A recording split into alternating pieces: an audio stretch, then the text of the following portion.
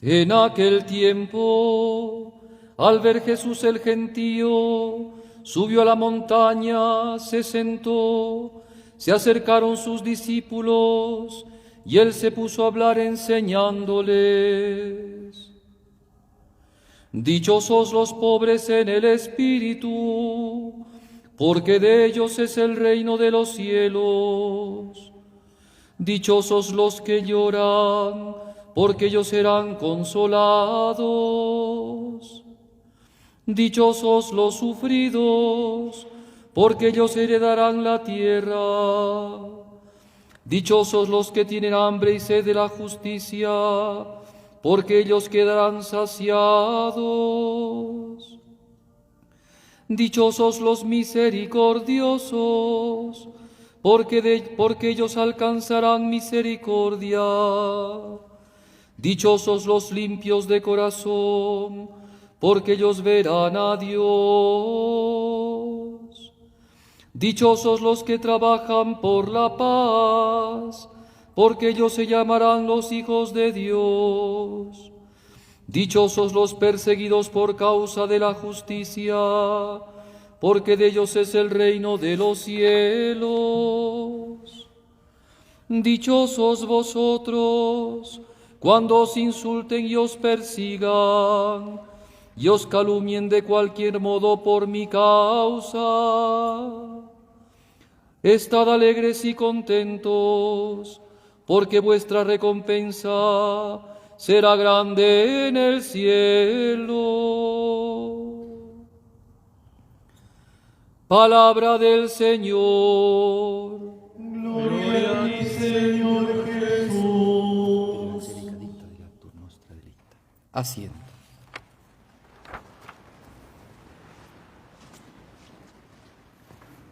Muy queridos hermanos, en nuestro Señor Jesucristo, Redentor del universo, hoy día la Iglesia, llena de alegría, de gozo, llena de, podríamos decir, contemplación de las cosas celestes, celebra a los santos y santas que están gozando de Dios en el cielo. Celebración que también tiene que llenarnos de alegría a nosotros, porque no solamente exulte el cielo con los santos que gozan de la presencia de Dios, sino también alegría para el cristiano que ve en esto primero la incoación de la vida eterna, es decir, primero la esperanza de que si ellos lo alcanzaron, también nosotros lo podemos alcanzar, y después la incoación, en el sentido de que nosotros también desde aquí podemos ya empezar a gozar los dones reservados del cielo. Vamos a explicar un poco qué cosa es este tema de celebrar la santidad, de celebrar a todos los santos. Esto lo podemos ver desde un aspecto histórico, pero también desde un aspecto teológico. Entonces voy a verlo de estas dos maneras yo. Este sermón va a tratar de estas dos cosas. Primero, el aspecto histórico. Sabemos nosotros que Cristo, nuestro Redentor, murió por nosotros en la cruz y resucitó. Y su resurrección es la manifestación de su gloria. Es decir, Cristo murió por nosotros como víctima, por nuestros pecados, para librarnos de los pecados, y resucitó como muestra de la victoria que tuvo sobre el enemigo, el demonio, pero además, y además sobre la muerte, y como manifestación de la gloria que ahora tiene Jesucristo a la derecha del Padre. Pero esto no solamente ha quedado en Jesucristo, es decir, vamos a entenderlo de una manera más bíblica. Cuando el profeta, o sea, más que profeta, el sacerdote, ¿no?, Zacarías, padre de Juan Bautista, había recibido el anuncio del ángel y había quedado mudo.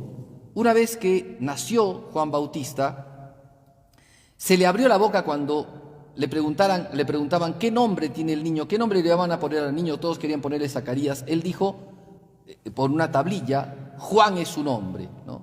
Y en ese momento se le abrió la voz, se le abrió la boca y empezó a hablar. Y empezó a profetizar, por eso dije que era profeta también. Y elevó a Dios un himno al cual llamamos nosotros Benedictus, ¿no?, porque empieza con esta palabra, bendito sea el Señor. Y la palabra Benedictus significa bendito sea el Señor, ¿no? Entonces, en esa oración, en ese himno tan bonito, que es también un himno profético, dice Zacarías, por la entrañable misericordia de nuestro Dios, Nos visitará el sol que nace de lo alto, para iluminar a los que viven en tiniebla y en sombra de muerte, para guiar nuestros pasos por el camino de la paz. Esa es la última parte del Benedictus. Bien, el sol que nace de lo alto es Jesucristo. Nos visitará el sol, dice Zacarías, ¿no? Cristo es ese sol que ha venido a visitarnos. Hace 2000 años se ha encarnado por nosotros. Pero ha visitado a su pueblo, y la visita ha quedado solamente como tal vez la presencia coloquial de una persona que vino un día y después se fue y no quedó rastro de ella, sino solamente alguna foto o algún recuerdo. ¿Eso ha sido la visita de Cristo a nuestros corazones, a nuestras vidas, a nuestro mundo? De ninguna manera.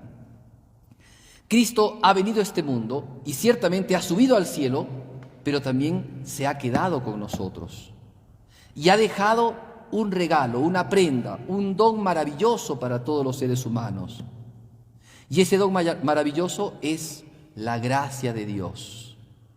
Y en la gracia de Dios, su presencia. Entonces, festejar a los santos, por eso es que a veces nuestros hermanos separados, que entienden muy mal a veces la doctrina cristiana, la doctrina católica, critican y fustigan y dicen, los católicos dejan a Jesucristo de lado para andar con sus beatos, con sus santos, con sus imágenes, con sus procesiones, con sus vírgenes, ¿no? De manera peyorativa. Y no se dan cuenta que cuando festejamos a los santos no hacemos otra cosa que festejar, glorificar, ensalzar y adorar a nuestro Señor Jesucristo. ¿Por qué? ¿Qué cosa es lo que nosotros festejamos en los santos? ¿Qué cosa es cuando nosotros festejamos a San Martín de Porres, a Santa Rosa de Lima, a Santo Toribio de Mogrovejo, a San Juan Bautista, a San Pedro Apóstol, a San Pío de Pietrelcina, a Santa Teresa de Jesús y a tantos santos? Cuando los festejamos, ¿qué festejamos en ellos? Festejamos su unión con Cristo. Festejamos el misterio de la santidad. ¿En qué consiste el misterio de la santidad? Porque a eso quiero llegar. ¿En qué consiste el misterio de la santidad? Dijimos, Dios ha visitado a su pueblo, el sol ha bajado de lo alto, se ha encarnado y nos ha visitado, ha entrado en contacto con nosotros. ¿Y qué ha dejado? Hay que ir entonces al Evangelio. ¿Qué dice el Evangelio? Que Dios es el sembrador que ha ido al campo a sembrar y ha sembrado una buena semilla. Y esa buena semilla tiene que dar frutos. Entonces, Cristo nos ha visitado, pero no ha sido una visita de médico, ¿no? Que viene, deja la receta y se va. Cristo ha venido a este mundo, se ha encarnado por nosotros y se ha quedado también con nosotros de manera misteriosa. ¿De qué manera se ha quedado? Primero, debemos de decirlo, se ha quedado en su cuerpo místico, que es la Iglesia, que somos nosotros. Y esto no es una mentirita, eso no es una leyendita, eso no es un cuentito. Es la verdad. Cristo está en nosotros. ¿Cómo está en nosotros? Por medio de la gracia. Cristo habita en nosotros. Santa Teresa de Jesús, en el libro Camino de Perfección, dice, cuando está el rey, está todo su séquito. Donde está el rey, está su reino. Donde está el rey, está su reino. Y es que Dios ha venido a este mundo, se ha encarnado y además ha dicho lo siguiente, el que me ama guardará mis palabras y mi Padre lo amará y vendremos a él y en él haremos morada. O sea, en él haremos casa, en él habitaremos. Entonces, ¿en qué consiste la santidad? En vivir y experimentar la presencia de Dios en nuestros corazones.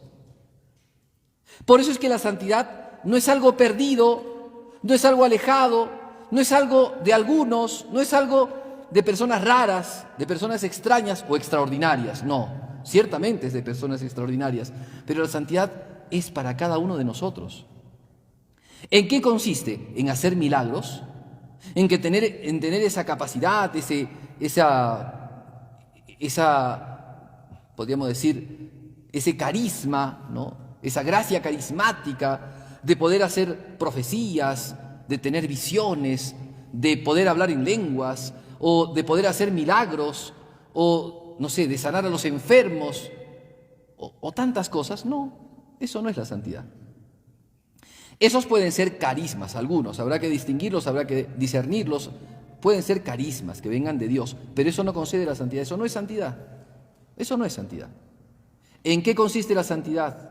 La santidad es en aceptar con fidelidad la presencia de Dios en nuestras vidas, en nuestras almas, en nosotros. Dijimos, Dios es un rey y donde está el rey está su reino. Por eso decía Santa Teresa, cuando rezamos el Padre Nuestro nos lleva a tener un contacto tan estrecho con la oración mental, con la contemplación, porque cuando decimos la primera frase nomás, Padre Nuestro que estás en el cielo, y cuando nos damos cuenta como San Agustín de que, como decía en el libro de las confesiones, ¿no? Yo te buscaba por fuera, pero tú estabas dentro de mí.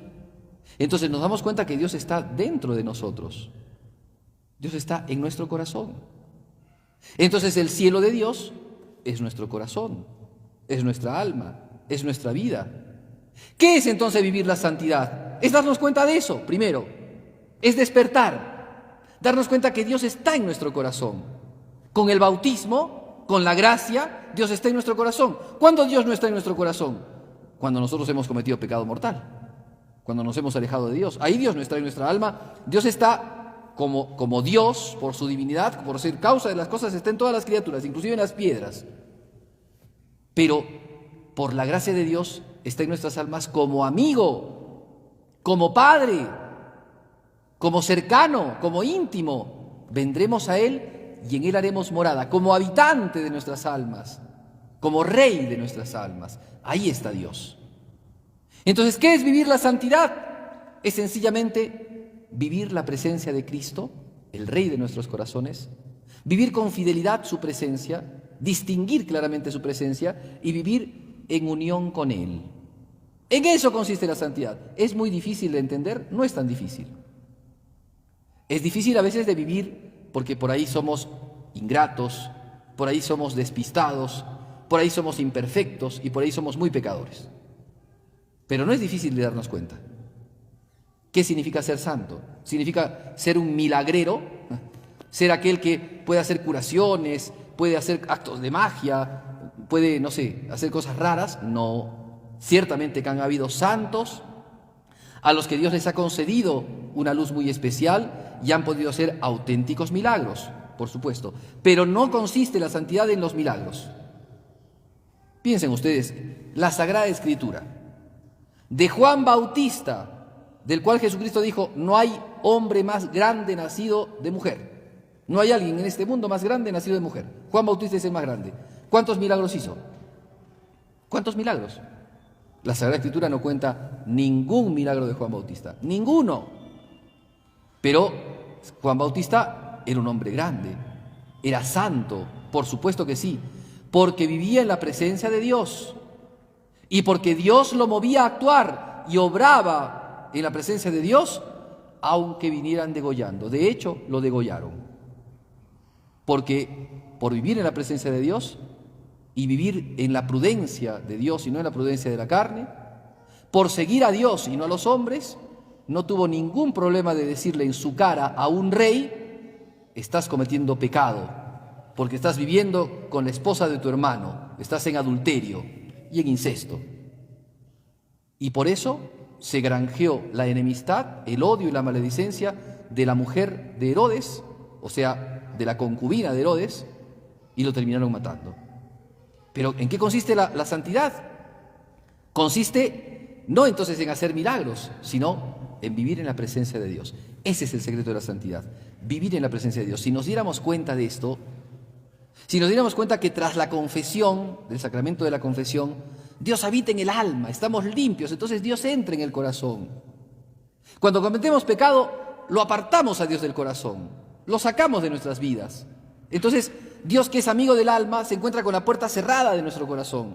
Y como Dios nos respeta, toca la puerta, pero no la abrimos, pues.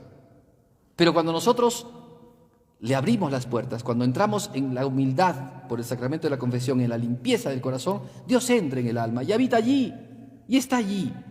Entonces, ¿en qué consiste la santidad? no es otra cosa, no es muy difícil. Vivir en la presencia de Dios todo el tiempo, junto a Dios, unidos a Él, que está en el corazón. Santa Teresa, cuando se preguntaba cómo alcanzar esa intimidad con Dios, decía, ¿qué alas? ¿Qué tipo de alas voy a tener? ¿Qué alas necesito para alcanzar el cielo, para llegar al cielo? No necesitas alas. Basta que cierres los ojos. Basta que te centres en ti mismo. Basta que, como dice Jesucristo, recojas con Él, ¿no? No desparrames, sino recojas, es decir, el espíritu de recogimiento, para poder entrar en tu corazón y darte cuenta que el Padre que ve lo secreto, ahí está. Porque así dijo Jesucristo, cuando vayas a rezar, no hagas como algunos que por decir muchas palabras creen que van a ser escuchados. Tú cuando vayas a rezar, entra en lo escondido de tu habitación, es decir, en tu corazón. Y tu Padre que ve lo escondido te va a escuchar. Esa es la santidad. Muy bien, entonces, ¿en qué consiste la santidad? En sencillamente hacer caso a Cristo, atenderlo a Él, seguir sus consejos, seguir su voluntad que Él exprese en nuestro corazón. Por eso implica oración, eso implica penitencia, eso implica vivir la misericordia de Dios. Muy bien, ahí podemos decir que es la santidad. Los santos, de una u otra manera, con una metodología o con otra metodología, lo que hicieron es eso, vivir su vida en la presencia de Dios, regirse solamente de la presencia de Dios, guiarse y obedecerlo a Dios. Eso es lo único que hicieron. ¿A un Dios lejano? No, a un Dios cercano, tan cercano que está en el corazón. Muy bien.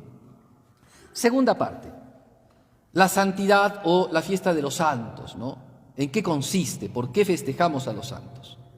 La Iglesia vivió la muerte y resurrección de Cristo y la celebra todos los domingos. Los días de la misa, los domingos, se celebra la resurrección de Cristo.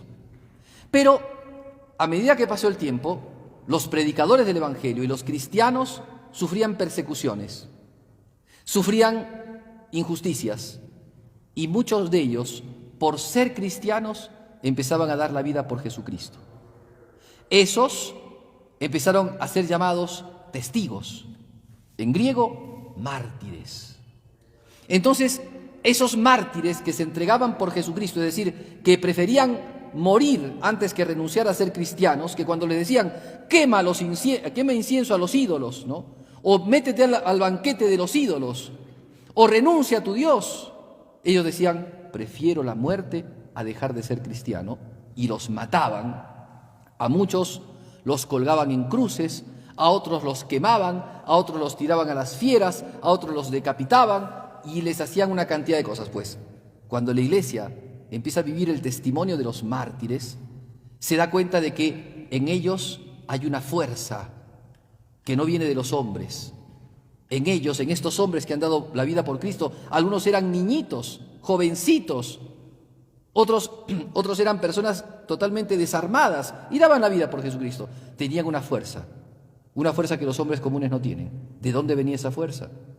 ¿Cuál era el misterio del testimonio? Cristo. Cristo había venido a ser testigo de la verdad, dijo ante Pilato, ¿no? Y estos eran testigos de Jesucristo. Entonces, ¿qué había que celebrar? La obra de Cristo en ellos. Ellos están ahora gozando del cielo, porque en esta tierra se unieron a Cristo hasta derramar su sangre. Entonces gozan del cielo. Hay que festejarlos, porque lo que se festeja en ellos es a Cristo. Y entonces empezaron en las distintas, digámoslo así, porque en ese tiempo no las llamaban propiamente diócesis, aunque eran diócesis, en las distintas iglesias, así les llamaban, las comunidades cristianas, empezaron a festejar a sus mártires. A Cristo una vez por semana los domingos, a los mártires una vez al año. Cuando nacían, no, el día que habían muerto, el día que habían dado testimonio con el martirio.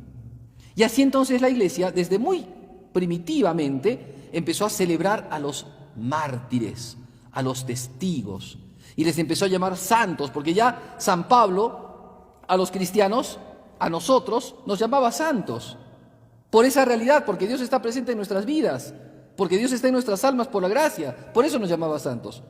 Pero la Iglesia empezó a hablar de estos testigos, que ya eran los santos, que ya no solamente habían triunfado en esta tierra, sino que estaban gloriosos en el cielo por haber derramado su sangre por Cristo. Entonces empezó a celebrarlos una vez al año. Y así entonces la Iglesia de Roma empezó a celebrar a los santos apóstoles Pedro y Pablo, o también a Priscila y Aquila, que eran también testigos de Jesucristo. Y la iglesia de Antioquía empezó a celebrar a los santos, a los mártires que habían muerto en Antioquía como cristianos, y así también la iglesia de Alejandría. Y así entonces empezaron a celebrarse los santos. Pero como las persecuciones arreciaban y siglo tras siglo se acrecentaba la cantidad de mártires, y cuando la persecución de Diocleciano, que fue la más severa, la más sangrienta de todas las persecuciones romanas, que se dio a inicios del siglo IV, en el año 300, no había ya fecha para celebrar a los santos, porque ya estaba el calendario lleno de santos. Y entonces, ¿qué hizo la iglesia? La iglesia empezó a celebrar en un día, por ejemplo, se sabe que en Siria, una semana después de la Pascua, celebraban a todos los santos que no podían celebrar, porque eran tantos que no los podían celebrar a todos un día, cada día del año, ¿no? Entonces empezaron a celebrar en una fiesta a los santos. Lo que se hacía en Oriente, después se trasladó a Occidente. Y entonces en el año 600, o sea, ya se lo hacía, pero en el año 600, por ejemplo, el Papa Gregorio III constituyó, ¿cierto?, una capilla dedicada a todos los santos y estableció entonces la fiesta de todos los santos. Y después, eso lo hizo en el Vaticano, ¿no?, en una capilla en el Vaticano. Y después el Papa Gregorio IV estableció que un edificio de la antigua Roma, llamado el Panteón, que era el lugar donde estaban todos los dioses, ¿no?, los dioses romanos, estableció que el Panteón se convirtiera en la iglesia de todos los santos. Y entonces se empezó a festejar el 1 de noviembre la celebración de todos los santos. Estamos hablando del siglo VIII, año 700. O sea, ya de esa época en Occidente, ya se hacía de antes, pero se estableció de manera puntual para toda la iglesia la celebración de todos los santos. Cosa que se hacía diócesis por diócesis, lugar por lugar, de los santos. Y fue tanta la popularidad de algunos santos que no solamente entonces lo celebraban en sus lugares, sino que inclusive se compartían las reliquias de los santos, reliquias ex ossibus, es decir, de los huesitos, a veces del santito, o a veces de la ropa que había llevado el santo. Se los llevaban a otras diócesis y en esas diócesis celebraban a ese mismo santo. Y así se dio también la tradición, ¿cierto?, de el entregar reliquias y el de venerar reliquias en la iglesia. ¿Qué se festeja en los santos? ¿Semidioses? ¿Titanes? No. Se celebra a Cristo que reinó en ellos. Y evidentemente la docilidad que ellos tuvieron también de seguir a Jesucristo. Y el valor heroico que tuvieron para enfrentar los problemas y dificultades. Eso es lo que celebramos en los santos. Entonces la iglesia hoy día, manteniendo, ¿no?, viva esa tradición de celebrar a los santos, tradición apostólica, entonces ahora también nos hace pensar a nosotros de que hay muchos hombres y mujeres que tal vez no han dado la vida derramando la sangre por Jesucristo, pero han vivido entregados a Jesucristo, que han tenido un estado de vida de virtud heroica, en donde la humildad la vivían, pero no solamente la vivían, sino la vivían de manera heroica, en donde la generosidad la vivían, pero no solamente de cualquier manera, sino de manera heroica, y así, todas las virtudes, principalmente la caridad. Entonces la iglesia reconoce en ellos una santidad, es decir, una presencia de Dios y una fidelidad a la gracia de Dios. Y entonces estudia sus casos. Por eso es que existe, hoy día, se estudia de manera sistemática, No es que, ay, qué bueno, si fue buena persona, ya es santito, listo. No, la iglesia tiene un dicasterio en donde se dedica a estudiar la historia de cada santo, de cada persona, para canonizarla, de cada persona que ha tenido virtudes heroicas. Entonces empieza el proceso, ¿no?, el proceso de canonización. Nosotros tenemos aquí en Arequipa una beata, aún está en proceso, la iglesia todavía no la ha canonizado, está en proceso de canonización. ¿Quién se encarga de estudiar esos procesos? Hay un dicasterio en la iglesia, que es el dicasterio de los santos, ¿no? De la promoción de los santos. Pues bien, la Iglesia tiene estos santos, pero además la Iglesia nos enseña de que junto a ellos, y tal vez de manera desconocida por ahora, por nosotros, cuando estemos en el cielo, si Dios lo quiere, lo veremos de otra manera, hay muchas personas que no están canonizadas, pero están en el cielo. Entonces la Iglesia, y esos pueden ser parientes de nosotros, antepasados nuestros, que no han sido canonizados, pero están en el cielo. Una persona que vivió en estado de santidad, es decir, vivió en gracia, perseveró en la gracia, murió en gracia, está en el cielo, se fue al cielo, Dios lo llevó al cielo, está triunfando con Dios en el cielo. No conocemos, no sabemos quién es, pero la Iglesia dice, ese día, este día, el de todos los santos, celebramos a todos esos santos que tal vez no conmemoramos, no celebramos porque no los conocemos o porque tal vez no han sido declarados santos. La Iglesia en este día entonces celebra a todos los santos y celebra también la santidad en nosotros, porque también nosotros somos santos en la medida en que vivamos en la presencia de Dios. Somos santos por el bautismo que hemos recibido. Tengamos el deseo con sencillez de corazón de vivir en la presencia de Dios, de no manchar nuestras almas con el pecado, de perseverar en las virtudes y de acrecentarlas con virtudes heroicas, ¿no? Con actos heroicos, para que estemos siempre en unión con Jesucristo, para que caminemos en este mundo como testigos de Jesucristo, y cuando llegue el momento de la muerte, esa muerte sea una muerte en paz y en gozo, porque la muerte abrirá la puerta de la eternidad gozosa, eterna en Dios. Que la Virgen Santísima, la Reina de todos los santos, nos conceda a nosotros la gracia de vivir en santidad y justicia en la presencia de Dios todos nuestros días.